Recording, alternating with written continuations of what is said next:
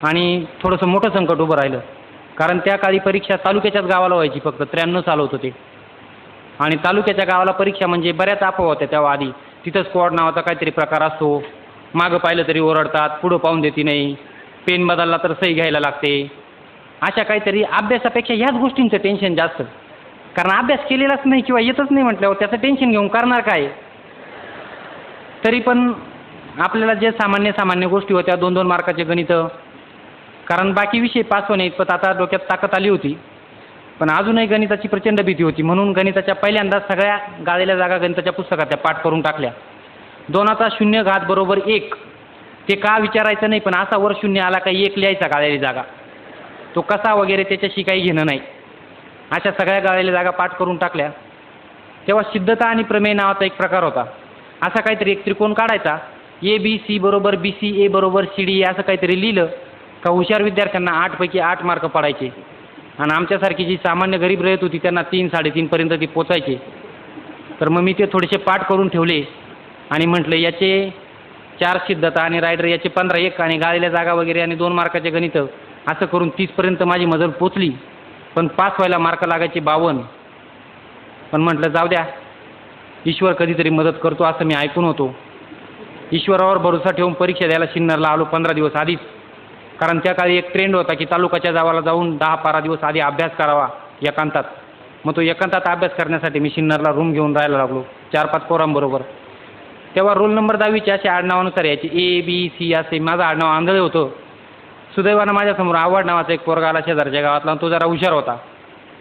हे मला जसं समजलं तसं मी लगेच त्याची खुशामत करायला सुरुवात केली.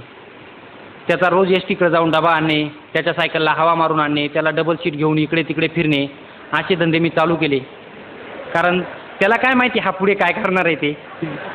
आणि परीक्षा 1-2 दिवसावर राहिली होती तेव्हा त्याला म्हटलं, मी तुला बाकीचे सगळे विषय दाखवतो, फक्त मला गणित आणि इंग्रजी दाखव. बाकीचे दाखवतो म्हणजे बाकीच्या ठिकाणी मी लई शहाणा होतो अशातला भाग कधीच नव्हता. पण तरी उगाच काहीतरी आश्वासन, त्याच्याकडून काहीतरी घ्यायचं म्हणजे आपलं काहीच नाही तर काहीतरी घेऊन टाक बुवा, म्हणून त्याला ते आश्वासन दिलं. अगोदरची 10-15 दिवसाची सेवा पाहून तोही थोडा खुश होता. तो म्हटला ठीक आहे दाखवून देतो. आणि त्यानं मला 10वीत थोडंसं गणित आणि इंग्रजी दाखवलं. आणि 1993 मी 54.42% की जे माझ्या आयुष्यातले सर्वोच्च मार्क होते ते घेऊन पास झालो. आणि एकदाच 10वीच्या संकटातून सुटलं म्हणून श्वास सोडला. 10वी संपली, मग लगेच मला पुढे ते 3000 रुपये दिसत होते ITI केल्यानंतर. लगेच ITIकडे धावलो. ITIचा फॉर्म भरला आणि 1 वर्ष ITI करून घेतला. सरकारी ITIमधून सातपूरमधून 1 वर्षाचा एक ट्रेड केला आणि एका कंपनीत कामगार म्हणून कामाला लागलो. 1200 रुपये महिना. माझ्या तालुक्यात 3 गोष्टी आहेत. एक तर पोरगा पोलीस कॉन्स्टेबल होतो, ते नाही जमलं तर मिलिटरीत जातो, नाहीतर मग तो ITI करतो.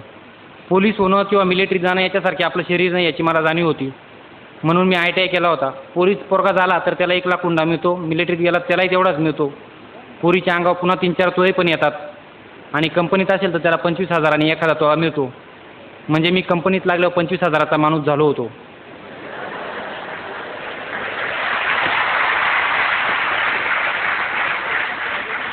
मग कंपनीत काम करत करत सहज आता 11वीला ॲडमिशन घ्यायचं तर कशाला घ्यायचं, सायन्सला घ्यावं तर त्यात इंग्रजी असतं आणि तिथं आपल्याला त्याचा काही प्रश्नच नाही. कोणीतरी सांगितलं होतं की कॉमर्सला ॲडमिशन घेतल्यावर त्यातनं CA वगैरे असं काहीतरी होतं, पण ते पाहिलं तर दुसरा एक म्हटलं त्यात खूप टोटला मारायला लागतात गणिताच्या. म्हटलं हे आपलं गरीबाचं काम नाही, गरीब म्हणजे बुद्धीने.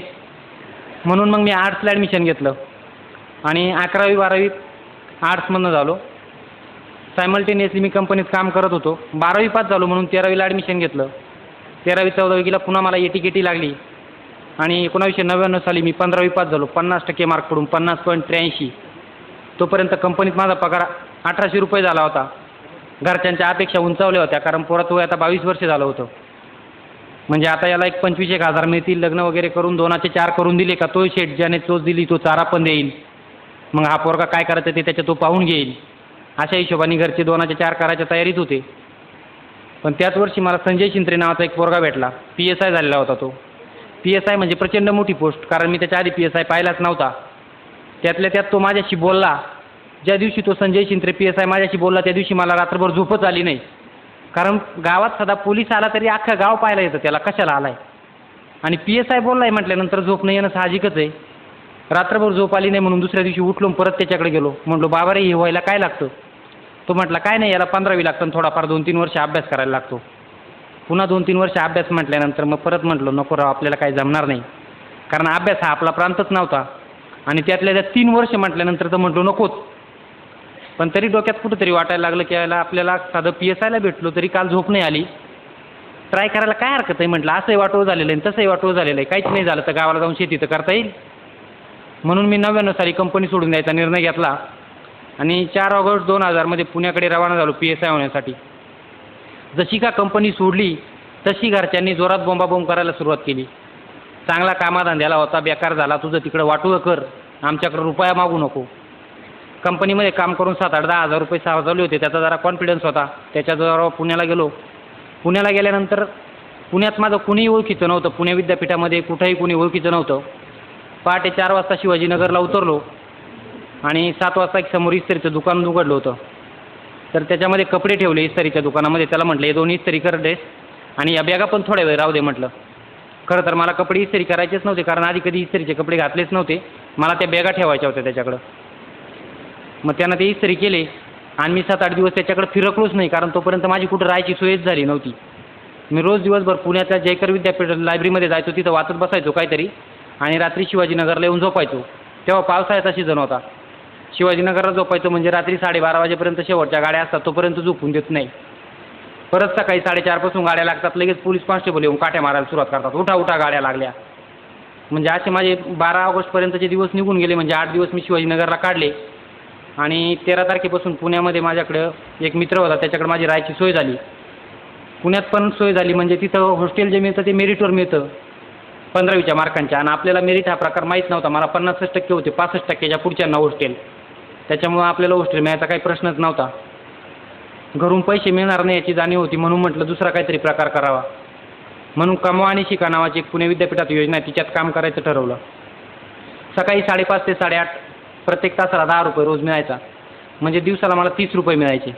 8:30पर्यंत काम करायचं, नंतर हॉस्टेलवर जाऊन थोडीफार आंघोळ बिंघोळ करून यायची आणि लगेच लायब्ररीतून अभ्यास करायला सुरुवात करायची. असं चालू केलं. करता करता 2003 MA झालो. त्याला पण मला 55%पेक्षा कमी मार्क पडले आणि जीवनात एक जी अपेक्षा होती की कधीतरी चुकून झालो तो प्राध्यापक हो, शेटनेट नावाचा काहीतरी प्रकार असतो तो करून, तो पण पर्याय बंद झाला. म्हटलं पुन्हा आता हे MPSC नावाचा प्रकारच करायला लागेल. आतापर्यंत MPSCचा अभ्यास करतच होतो, राज्यसेवा मेन्स नावाचा जो प्रकार असतो तिथपर्यंत मी पोचलो होतो, पण त्यातनं मला काही फायनल पोस्ट मिळाली नव्हती. 2004-05 PSIची एक जाहिरात आली होती, तेव्हा खूप जीव काढला आणि त्या वर्षी PSI झालो, की जे माझं टार्गेट होतं. PSI झालं म्हणजे पोराचा रेट होतो 11 लाख रुपये. मला लगेच ते 11 लाख दिसायला लागले. मनाला एकदम बरं वाटलं, कारण मी स्वतः PSIशी बोलल्यानंतर मला झोप आलेली नव्हती. म्हटलं आता कितीतरी लोकांची अशीच अवस्था होईल माझ्याशी बोलल्यानंतर, आणि म्हटलं आता घरी जावं. पण त्याच वर्षी अजित जोशी नावाचा माझा एक मित्र IAS झाला होता. तो म्हणे अरे काय घेऊन बसलाय म्हणे PSI, म्हणे IAS नाही तर IPS हो म्हणे, 200 PSI हाताखाली येतील. मी थोडा वेळ विचार केला, म्हटलं कुठं IAS व्हायचं, आपल्याला काही परवडणार आहे का, हे 11 लाख झाले म्हटलं मस्तपैकी, वरतून एवढं स्टेटस, गावाकडे किती मोठा फौजदार म्हणजे. तरी पण त्यानं थोडंसं सांगितलं बघ म्हणे जमलं तर. पुन्हा थोडा एक दिवस विचार केला, म्हटलं जाऊ दे मरू दे, असंही वाटोळ झालं आहे तसंही वाटोळ झालं आहे तर 100% वाटोळ होऊन जाऊ द्या. आणि ते PSI जॉईन नाही करायचं असं ठरवलं आणि घरी आलो. घरी येऊन पाहतोय तर घरचे माझ्यावर जाम खुश, पोरगा PSI झाला आहे म्हणून. आत्तापर्यंत माझ्याकडे कधीच न फिरकणारे वडील एकदम निळीचा शर्ट बिर्ट घालून माझं स्वागत करायला तयारच होते. त्यांना बरं वाटलं पोरगा PSI झाला आहे. गावातले पण लगेच 2-3 जण मागं इकडं तिकडे फिरायला लागले आणि मी घरी जाऊन सांगितलं, म्हटलं ते काय म्हणताय PSI काय, मी ते काय जॉईन करणार नाही. घरच्यांनी पुन्हा शिव्या द्यायला सुरुवात केली आणि गावातल्यांना वाटलं कशाचं झालं होतं, कारण PSI म्हणजे आपल्याला वाटतं कोल्हापूरकडचा पैलवान असावा, म्हणजे कुठनं तरी आखाड्यातून आला, एकदम मजबूत असा बॉडी बिल्डर वगैरे. आणि माझ्या तब्येत तिकडं पाहिल्यावर कोणाला वाटलं नाही असं काय झालं, सगळ्यांना वाटली थाप मारली म्हणून. आणि म्हटलं काय थापा मारतोय गावाकडे तिकडे पुण्याकडे काहीतरी करतोय. आणि आतापर्यंत MPSCचा अभ्यास करता करता मी ते फुले, शाहू महाराज, आंबेडकर, शिवाजी महाराज, कर्वे असे वाचायचो आणि मला मधून मधून समाज सुधारण्याची झटके यायची, कारण ते वाचल्यानंतर डोक्यावर परिणाम होतच ना, म्हणतात ना शिक्षण वाघिणीचे दूध आहे ते पेले का झटके येतात, तसे मला ते यायचे. तर लहान भाऊ शेती करत होता, त्याचं वय 23 वर्ष झालं. तर घरचे प्रत्येक वेळेस गेले का पिपाणी वाजवायचे, तुझ्यामुळे याचं आडून राहिले, याचं तरी लग्न करून दे. मग ते PSI होऊन गेलो तो त्या नादामध्ये, म्हटलं याचं लग्न करून टाका, म्हटलं माझ्या काय नादी लागू नका. मग त्याचा एका ठिकाणी जमवायला गेलो आणि मला समाज सुधारणेचा झटका आला आणि मी त्याचा हुंडाच घेऊन दिला नाही. म्हणजे तो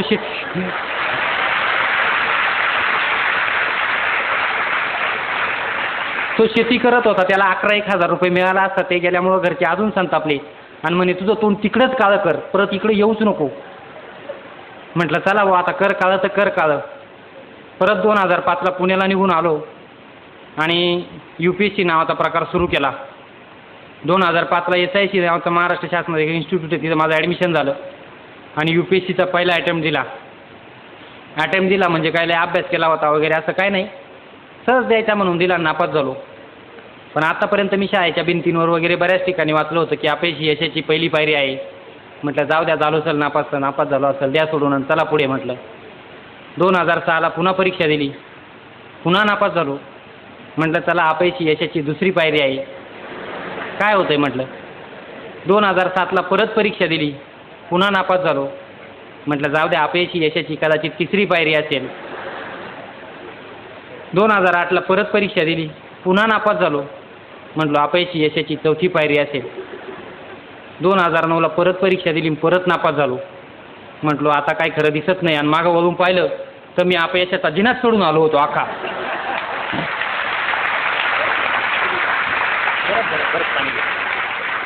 2010ची परीक्षा दिली आणि त्या वर्षी पास झालो. म्हणजे अपयशाचा पूर्ण जिना सोडून आल्यानंतर मला यशाची एक पायरी दिसली होती. या प्रोसिजरला वर्ष लागले 5, कारण पहिले 5 वर्ष गेले होते PSI व्हायला आणि पुढचे 5 वर्ष गेले IPS व्हायला. याच्यामध्ये मधल्या काळामध्ये बऱ्याचदा ज्याला आपण काम म्हणतो, ग्रामीण भागातले विद्यार्थी पालक असे कामं भरपूर लागायचे मला. 2005ला PSI सोडलं, 2006ला LICमध्ये डेव्हलपमेंट ऑफिसर सोडलं, 2007ला परत समाज कल्याण खात्यात इन्स्पेक्टर झालो, तेही सोडून दिलं. 2008ला इरिगेशनमध्ये वरिष्ठ सहाय्यक झालो, तेही सोडून दिलं. म्हणजे आज माझ्या डोक्यात कुठनं तरी हिंमत येऊन गेली होती, जाऊ दे होईल ते होईल, मात करू, असं प्रत्येक वेळेस वाटायचं. किंबहुना मला माझे बरेच मित्र म्हणायचे लई मात करतोय, चांगलं नाही होणार. मी म्हणायचं मात तेच करतात ज्यांच्यात हिंमत असते. आणि परत मी एकट्यात गेलो का विचार करायचो, जर हे फिरलं आणि आपल्यात घुसलं तर काहीच खरं नाही. कारण काय सांगता येतो, हा सगळा जुगारच. तरी पण करावी म्हटलं हिंमत. 2005 नंतर घरी जाणं बंदच झालं होतं. तरी पण मी 6 महिन्यात एकदा जायची डेअरिंग करायचोच, कारण घरच्यांची आठवण यायची मला थोडीफार. सण सूद वगैरे असा काही प्रकाराला मी जायचो नाही. दिवाळी होळी दसरा आंबे जांभळं करवंद याचा काहीच संबंध नव्हता माझ्या जीवनाशी. तरी पण 6 महिन्यात एकदा घरी गेलो की आता पोरगा एवढ्या 6 महिने घरी येत नाही म्हणजे नातेवाईकांनी आजूबाजूच्या समाजाला किती काळजी. त्यांनी लगेच शोध घ्यायला सुरुवात केला, हा का घरी येत नसावा, का घरी येत नसावा. आणि मग त्यांनी त्यातनं एक कन्क्लुजन केलं की याने तिकडंच लव्ह मॅरेज केलंय म्हणून हा घरी येत नाही. म्हटलं अरे बापरे, म्हटलं आपलं लग्नही लावून टाकलं आता यांनी पाहता पाहता. आणि मी यायचो का नाही, सिन्नर ते पुणे 109 रुपये तिकीट होतं आणि 218 रुपयामध्ये 4-5 दिवस निघायचे माझे, म्हणून मी घरी यायचो नाही. आणि घरी आलो, घरात पिशवी ठेवली, थोडंसं जेवलो का लगेच भांडायला सुरुवात आपल्या घरच्यांची आपल्याशी. दुसऱ्या दिवशी सकाळी 6च्या गाडीनं परत रिटर्न. मग कशाला जायचं म्हटलं. 2005 नंतर मी कधीच दिवसा गावात जायचो नाही. त्याचं कारण असं होतं, गावात गेलो का स्टँडवर कोणीतरी 4-5 जण 7वी 8वी शिकलेले उभे असायचे. इकडे रे, तू नक्की काय करतोय ते मला जरा समजून सांगतो का. आता तो 8वी शिकलेला, मी 17वी शिकलेलो, आणि त्याला काय करतोय ते कसं समजून सांगायचं बा. नंतर काही वडिलांचे जे तथाकथित क्लासमेट होते आणि माझ्या वडिलांपेक्षा ज्यांनी उच्च शिक्षण घेतलं होतं 6वी 7वी वगैरे, ते मग मला बोलवायचे, बाल झाला का तुझा डॉक्टरचा कोर्स कंप्लीट. आता मी डॉक्टरचा कोर्स करतच नाही तर तो कंप्लीट कसा काय होईल. दुसरे काही म्हणायला लागले, पोरगा आधी हुशार होता, चांगला कंपनीत काम करत होता, पण नंतर केस फेल गेली.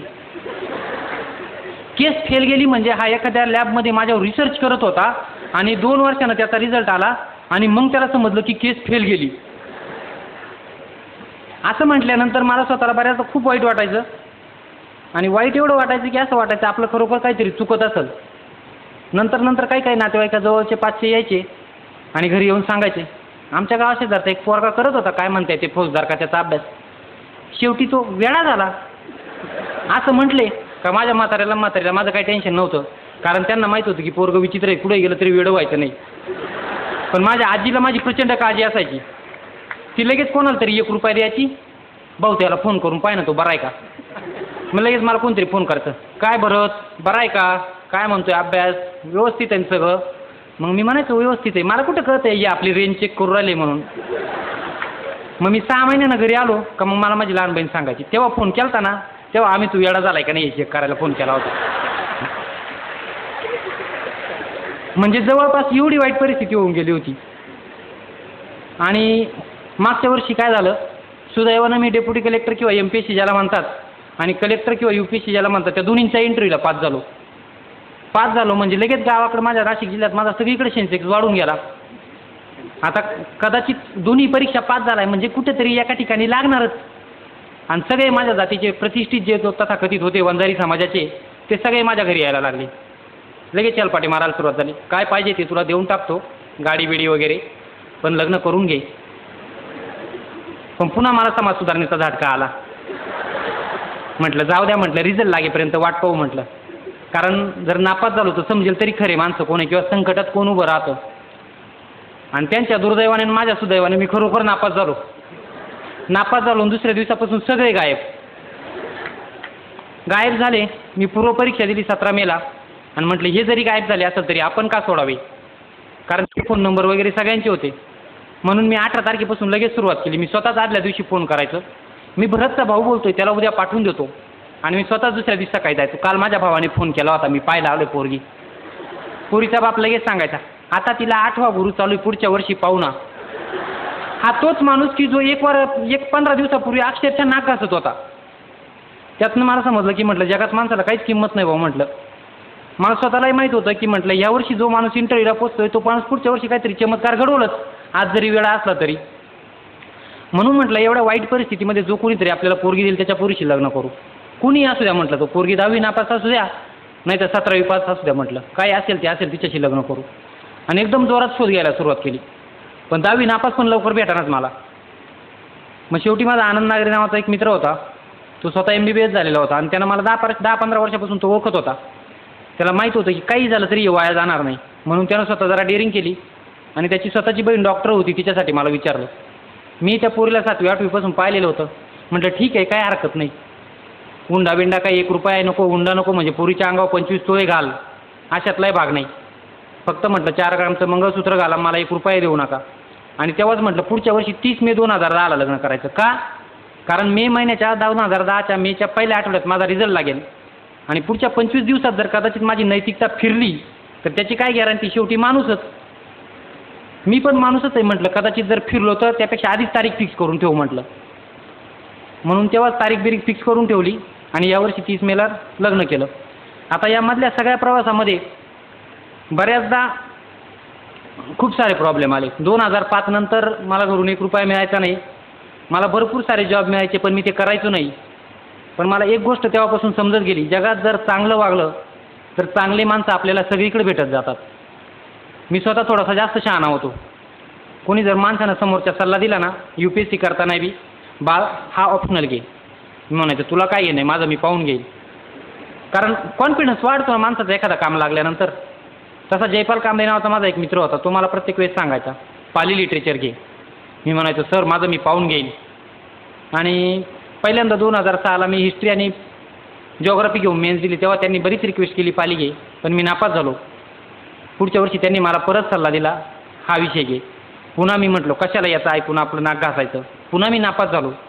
पण तिसऱ्या वर्षी म्हटलं मोठी माणसं ही काय फक्त उन्हानं मोठी झालेली नसतात, तर त्यांना थोडीशी अक्कल असते, आपण काही लई शहाणे नाही म्हटलं. त्याच्यामुळे यावर्षी त्यांचं ऐकू आणि त्या वर्षी त्यांचं ऐकलं. मी चक्क इंटरव्ह्यूला क्वालिफाय झालो आणि त्याच्या पुढच्या वर्षी तर सिलेक्शनच झालं. म्हणजे आपण बऱ्याचदा जे म्हणतो ना माझं मी पाहून घेईन, तो काय लई शहाणा लागून गेलाय का मला सांगणारा, मला काय गरज आहे मार्गदर्शकाची, हे सगळे रुबाब ठोकून मी बसलेलो आहे स्वतः. आणि कदाचित हे रुबाब मी जर ठोकले नसते तर मी 2 वर्षापूर्वीच IAS किंवा IPS झालो असतो.